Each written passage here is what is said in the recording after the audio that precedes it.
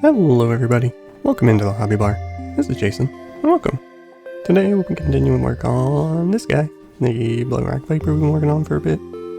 I kind of want to work on getting this base built up a bit more. Maybe use some of this dark brown wash. And yeah, Tallarn Sand and stuff. Get some of that worked up a bit more. Wasn't really happy with how it was looking. Anyway, if you're doing any hobbying, feel free to jump in, get some stuff done, rock on. If not, that's cool too. If you don't hobby, hope you get whatever you're working on done. And have a good time. Anyway, so let's get started working on this guy. So first up, here we are with Cephalopod Studios Dark Brown Wash. I wanted to bring this in because I wanted to knock down the reddish aspect of it and get sort of this dark brown into all the recesses everywhere. And just sort of make it look a little more like dirt, rather than partially being red. Ooh, sorry for the hiccup. But yeah, we'll go ahead and go around the outside, all the rocky, dirty part of this, with the dark brown wash. And then, yeah, nice and simple. Nothing too crazy with it. But, yeah, we'll go ahead and get that done, and I'll catch up with y'all here in a little bit for the next paint.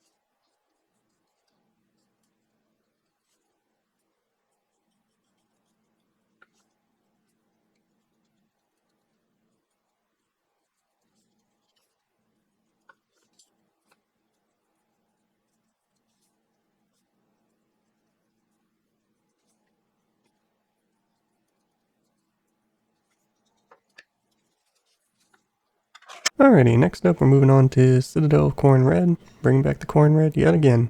Wanted to build up the red on some of these blood drips on it, because I noticed some of them were kind of light. It still looked kind of grayish white underneath instead of sort of having a strong red base coat. Because I don't think the red tone will cover the lighter red as well as if it had just a strong red built up under it, strong Khorne Red built up under it. So, wanted to come in and get that done. Go around on some of these blood drips. Don't quite hit them all yet this time. I mostly wanted to focus on some of them while I was letting the dark brown wash dry up. So, we'll go around using this on various parts of the mini, and I'll catch up with you all here in a little bit for the next paint.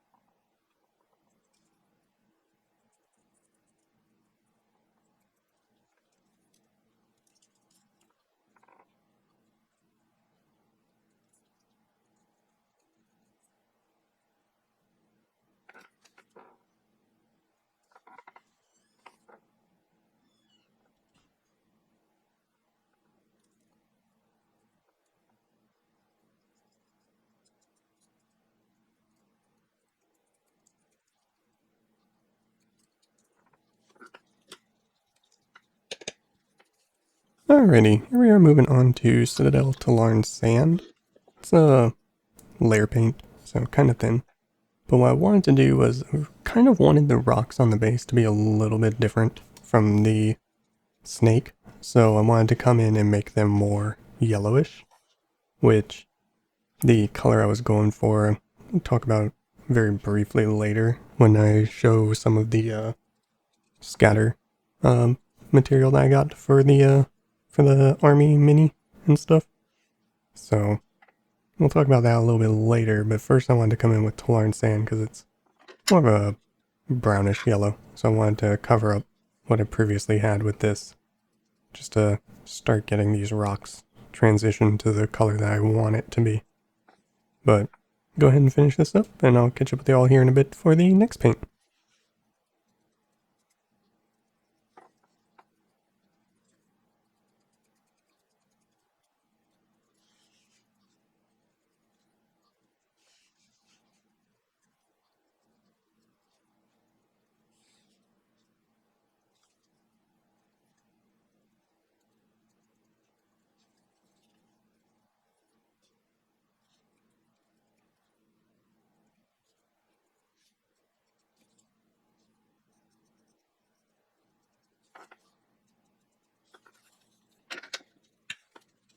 Alrighty, coming back in with Khorne Red yet again. This time I wanted to build up the red in the blood pool area on the base. Yeah, that's basically all. This way, later on when we bring in the red tone over it, it'll be better. So, you just build up the base color here. Super quick, super easy. Nothing too special. Yeah. So we'll finish up this process and I'll catch up with you all here in a bit for the next bit.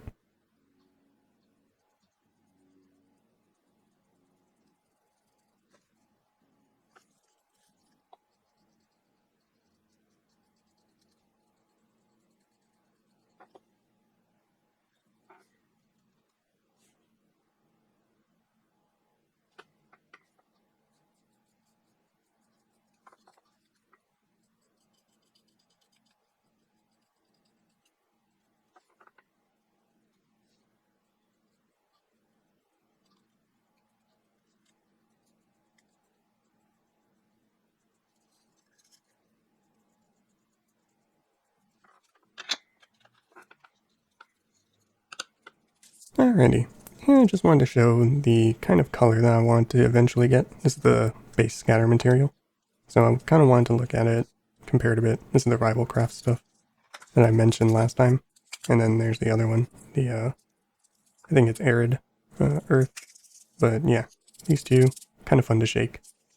Now we're moving on to Citadel's Zamesi Desert. So this is a very yellowish color. And this is why I figured would be a good mid-tone to kind of match the rocks in the Rival Crafts scatter stuff that I was going to use. So, I wanted to bring this in and kind of go over the rocks again with this. Very lightly. So, that's what we're going to go ahead and do. Get all this done up. Nothing too special on it. And, yeah. So, go ahead and let that run, and I'll catch up with y'all here in a bit for the next paint.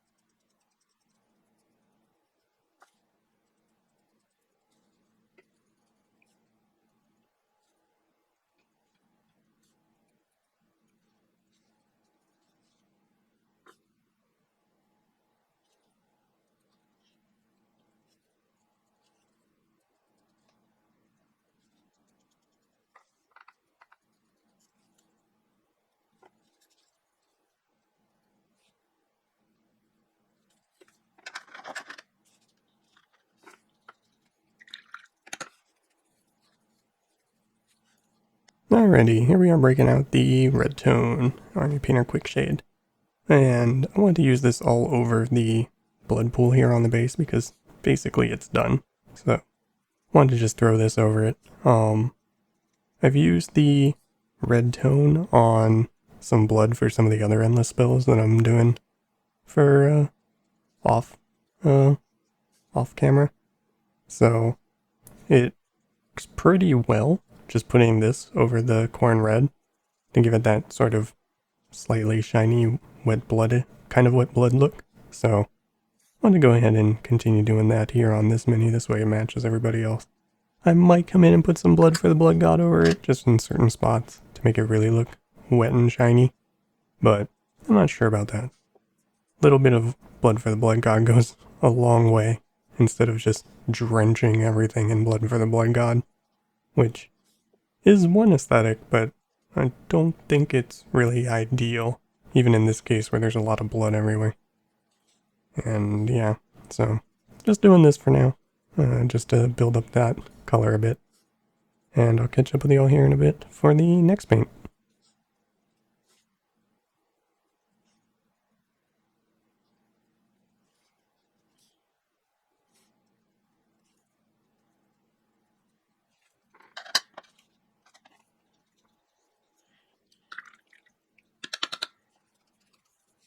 Alrighty, here we are moving on to Citadel Ushabti Bone.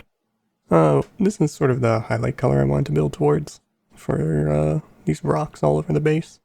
So, just going over them, just hitting the tops of them mostly with the paint. And yeah, just very light application. Just keep it simple, keep it highlight, basically. So, yeah, nothing too fancy. Go ahead and finish up this process with these rocks, and I'll catch up with you all here in a bit for the next paint.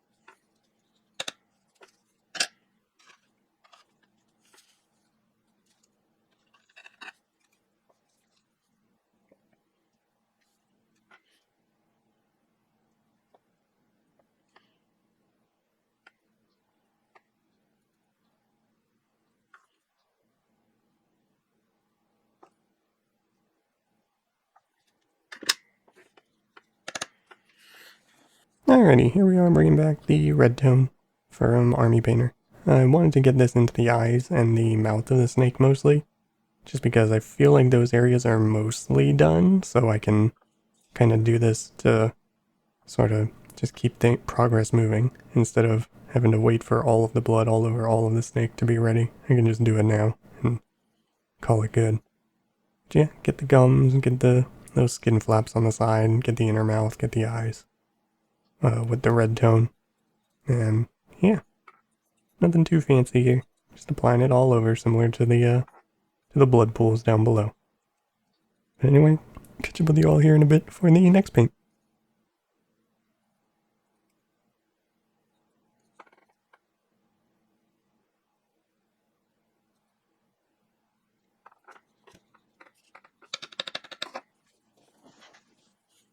Alrighty, here we are moving on to Cuttlefish Colors Lullaby Lavender.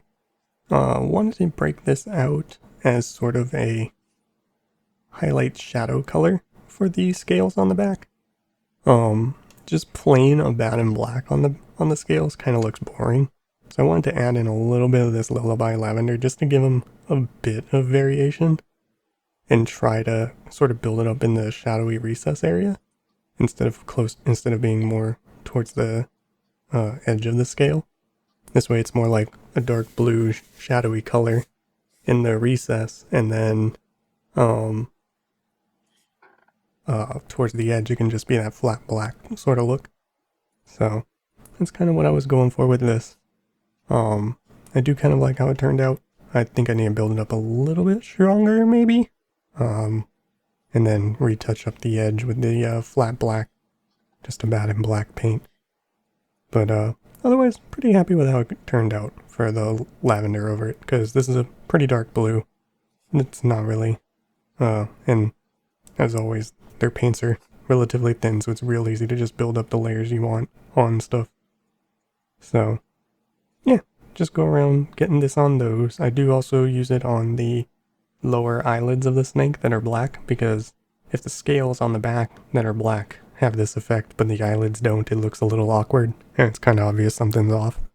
So kind of have to come in and hit those eyelids that are black with it. So you'll see me do that here before the end as well. But anyway, also the tongue. Also have to get the tongue. But we'll go ahead and let the rest of this play out, and I'll catch up with you all here in a bit for the next paint.